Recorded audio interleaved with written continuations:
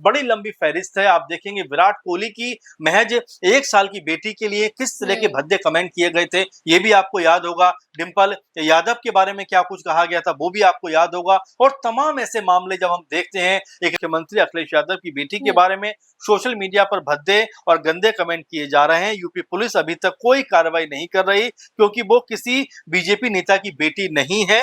बेटी बचाओ बेटी पढ़ाओ का नारा तो खूब दिया जाता है, लेकिन जब महिलाओं की सुरक्षा की बात आती है तो कहीं ना कहीं चूक देखी जाती है।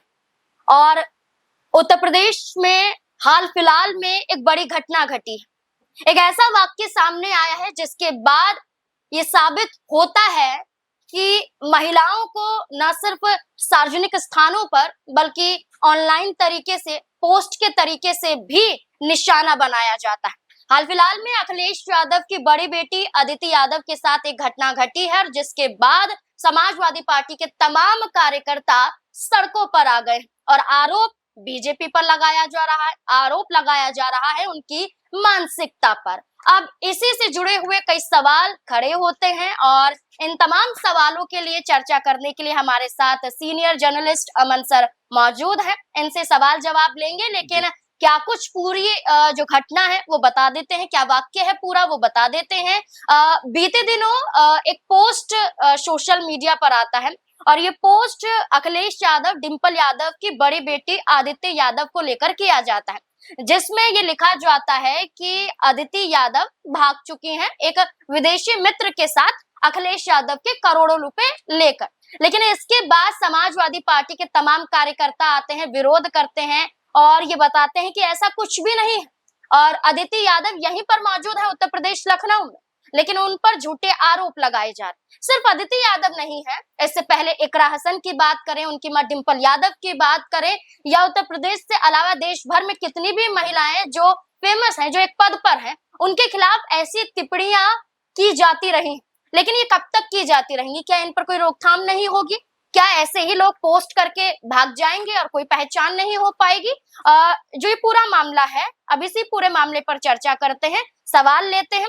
सवाल यही रहेगा कि अदिति यादव के खिलाफ एक बड़ा पोस्ट सामने आता है, हजरतगंज में एफआईआर दर्ज करवाई जाती है, कार्यकर्ता विरोध करते हुए नजर आते हैं, लेकिन ऐसा कब तक चलेगा? अमन सर, क्या लगता है आपको इस पूरे मामले में जो पूरी घटना घटी है, इसको लेकर क्या कहना है आपका? देखिए, बिल्कुल, और जाहिर बात है कि किसी के खिलाफ भी जिस तरह से निचले स्तर पर जाकर जो कमेंटबाजी की जाती है, और बड़ा आसान हो गया देखिए नाज़मीन कि सोशल मीडिया पर जाकर आप किसी के बारे में कुछ भी लिख दीजिए, कुछ भी बोल दीजिए, कुछ भी जो है उनकी इज्जत को तार-तार कर दीजिए। अब यहाँ पर जिस तरह से समाजवादी पार्टी के जो राष्ट्रीय अध्यक्ष हैं अखिलेश यादव, उनकी बेटी अदिति यादव जो राजनीति में है भी नहीं, और जिस तरह से उनके बारे में ओछी मानसिकता का यहाँ पर परिचय दिया गया है, वो ये बताता है कि सिर्फ अदिति यादव नहीं, बल्कि सोशल मीडिया पर आप देखेंगे जाकर तो तमाम ऐसी बेटियां हैं जिनके खिलाफ न सिर्फ भद्दे कमेंट लिखे जाते हैं, गालियां गलौज की जाती हैं, बल्कि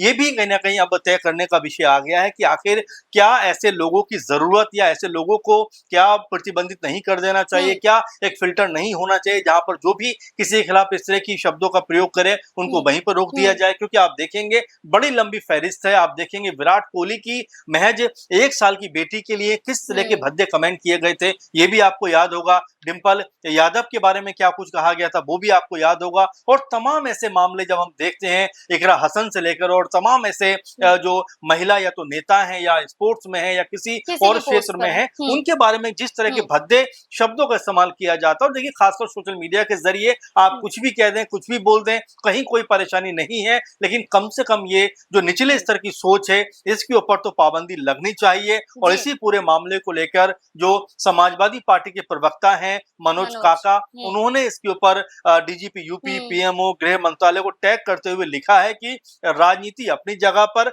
हमारी बेटियों के खिलाफ अभद्र टिप्पणी बर्दाश्त करने के लायक नहीं है। यूपी डीजीपी से हमारी अपील है कि दोषियों के खिलाफ कड़ी से कड़ी कार्रवाई की जाए। और इसके अलावा आप देखेंगे कई और भी जो सपा के नेता हैं वो इस तरह की मांग कर रहे हैं कि अदिति यादव के खिलाफ जिस तरह की भाषा का प्रयोग किया गया है, उन दोषियों को तुरंत पकड़कर कड़ी से कड़ी सजा दी जाए। जो यहाँ सजा की मांग की जा रही है, एफआईआर करवाई जा रही है, अभी हजरतगंज में देखा गया लखीमपुर में देखा गया जी। सपा महिला सभा द्वारा ये मांग की गई है कि एफआईआर करवाई जाए जी। और ऐसी ओछी जो टिप्पणी है वो ना की जाए। जी। लेकिन इस बीच में बीजेपी पर भी हमला किया गया है। जी। ये कहा गया कि जब अखिलेश यादव ने राम मंदिर का मुद्दा उठाया, इसके बाद ही उनकी बेटी पर ये अभद्र टिप्पणी की जाती है, देखिए तो बीजेपी की मानसिकता को लेकर सवाल उठाए देखिए गए। जाहिर बात है कि देखिए दोनों मामले अपने आप हुँ, में अलग हैं। अलग है। अगर हम राम मंदिर की बात कर रहे हैं, उसमें गबन हुँ, घोटाले की जो हुँ, खबर सामने आ रही है, हुँ, उसको लेकर बात कर रहे हैं, उसके ऊपर अगर अगर अखिलेश यादव ने कोई बात कही है, हुँ, तो पलटवार उनकी उसी बात पर होना चाहिए, उनके जी, परिवार को इसमें क्यों इन्वॉल्व हुँ, करना है?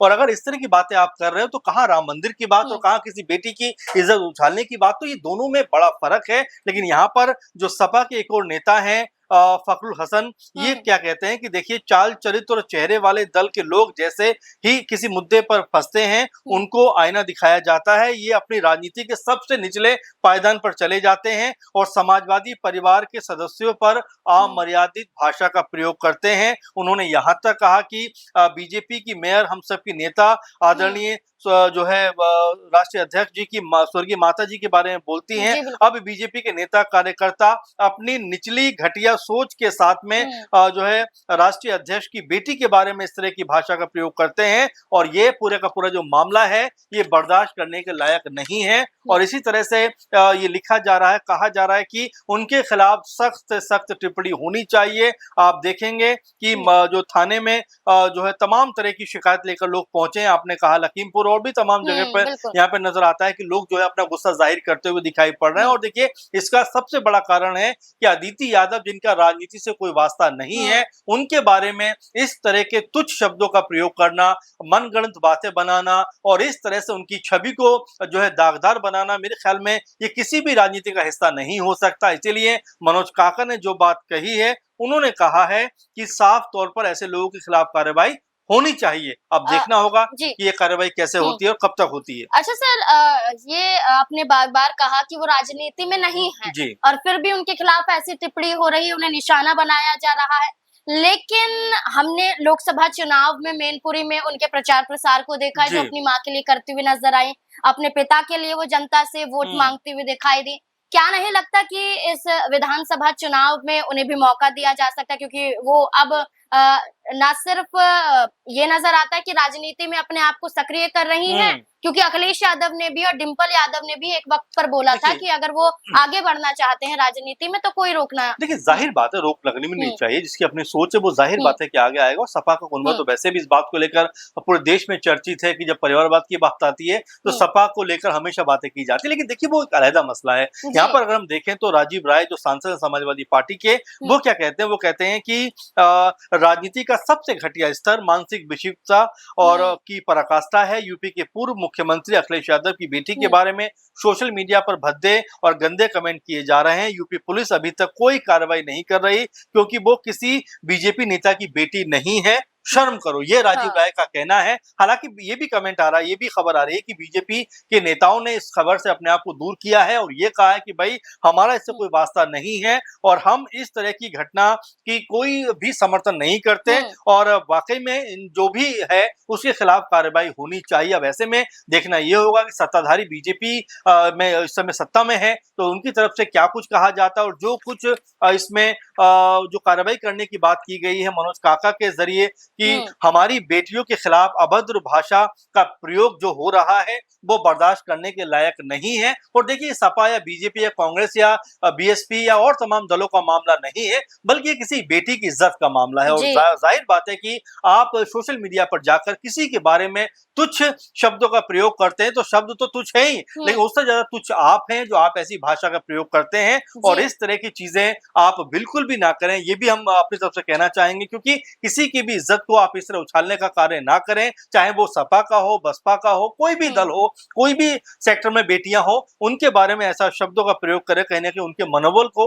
आप एक तरीके तोड़ने का काम करते हैं और यही बात यहाँ पर सपा के जो प्रवक्ता हैं मनोज काका, वो भी यही बात कह रहे हैं कि हमारी जी। बेटियों के खिलाफ इस तरह की अभद्र भाषा नहीं होनी चाहिए। बिल्कुल, बहन, बेटी, माँ, आप कुछ भी कह सकते हैं, लेकिन अगर एक महिला को लेकर टिप्पणी करेंगे, ओछी टिप्पणी करेंगे तो आप पर उंगलियां उठेंगी, आप पर आरोप लगेंगे, आपकी मानसिकता पर सवाल उठेंगे।